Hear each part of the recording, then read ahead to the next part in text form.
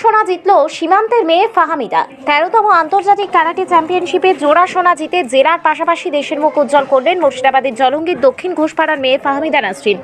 পূর্ব মেদিনীপুরের হলদিয়ার দুর্গাচক স্টেডিয়াম ময়দানে আন্তর্জাতিক ক্যারাটে চ্যাম্পিয়নশিপে কাতা বিভাগে শ্রীলঙ্কা এবং কুমি বিভাগে ভুটানকে হারিয়ে সোনার জোড়া পদক জিতেন ভারতীয় ছাত্রী ফাহামিদা।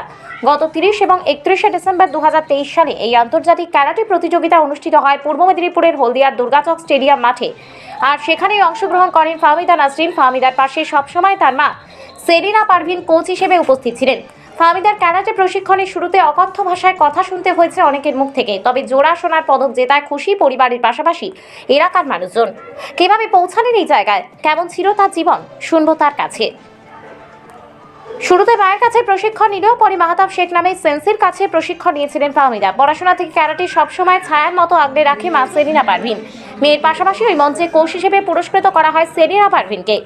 মায়ের প্রশিক্ষণে ঘরে আসতো সোনা পদক, তাতেই মা ও মেয়ে গর্বিত গোটা জেলাবাসী। আর প্রসঙ্গে কি বললেন সেলিনা, শুনবো। ছাত্র জীবনে তো যখন আমি খেলছি এখন তো অনেক প্রবলেম হচ্ছে, কারণ আমার খেলার পাশাপাশি তো পড়াশোনাটা আছে।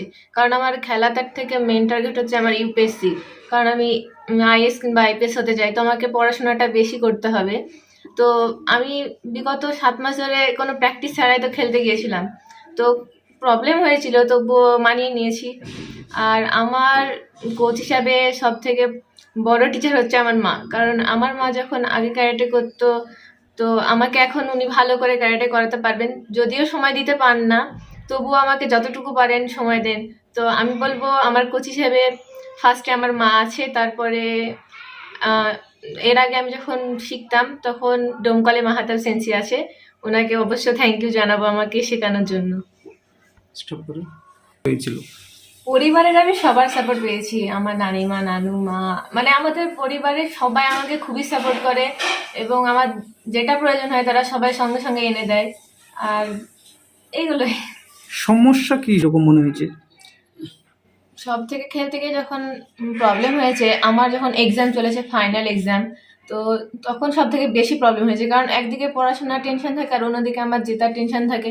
তো কোনটা করবো তখন ভেবে পাই না, কারণ ফাইনালও তো সামনে আছে, আবার আমার খেলাও আছে। আবার মাঝে মাঝে এমন হয়েছে কোনোটাতে, দুটো ইভেন্টের মধ্যে ফার্স্টে যে ইভেন্টটা খেললাম ওটাতে যদি সেকেন্ড হয়ে যায় তো টেনশন হয়েছে কি আর সামনে যে ইভেন্ট আছে ওটাতে ফার্স্ট হতে পারবো কিনা, এমন টেনশন মাঝে মাঝে হতে থাকে। যেমন সামনে আমার এইচএস এক্সাম আছে, তো আমি এখন খেলাতে কনসেন্ট্রেশন করব না পড়াশোনায় করব, তো খুবই ডিফিকাল্ট হয়ে যায় এই বিষয়গুলো। তবুও আমাদের যে টিচারগুলো আছে তো আমাদেরকে খুব সাপোর্ট করে। তো এখন আপাতত আমি ডোমকল সায়েন্স একাডেমিতে আছি, তো ওখানকার যে টিচারগুলো আছে সায়েন্স গ্রুপে তো খুবই হেল্প করে, কারণ আমি যখন খেলতে যাই তখন তো আমার ওই ক্লাসগুলো মিস চলে যায়। তো এই ক্লাসগুলো কভার করার জন্য যে স্যারগুলো আছে, আমাদের ম্যানেজমেন্ট আছে খুবই ভালো, ওনারা আমাকে এক্সট্রা ক্লাস করিয়ে দেয়।